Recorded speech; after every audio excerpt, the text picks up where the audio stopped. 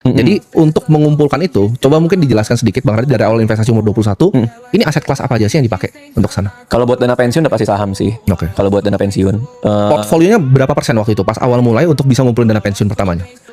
cara gue adalah tujuan keuangan gue itu gue cocokin sama instrumennya. Jadi kalau misalnya gue mau liburan tahun depan, ya pasti gue di RDPU. Ya.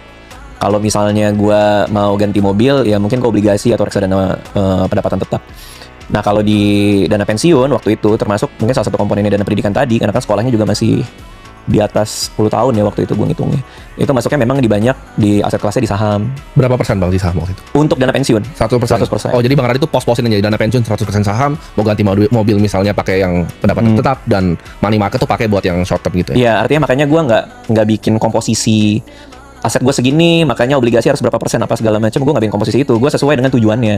Artinya gue nggak ngitung gitu. Ini berapa persen di saham, berapa persen obligasi. Nah, itu kan karena Vanguard juga punya tuh. Ya, Dia punya. ETF Yes. yang mendekati pensiun dia makin banyak ke gede obligasi kan. iya. Ke obligasi. Iya benar. Gue Target dated funds. Apa namanya? Target dated fund. Target dated funds.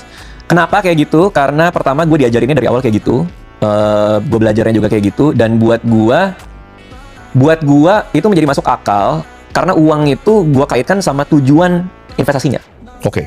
Jadi buat gue tuh jadi lebih masuk akal gitu. Uang tuh harus punya tujuan buat gue. Kalau enggak, nanti gue ngawang jadinya.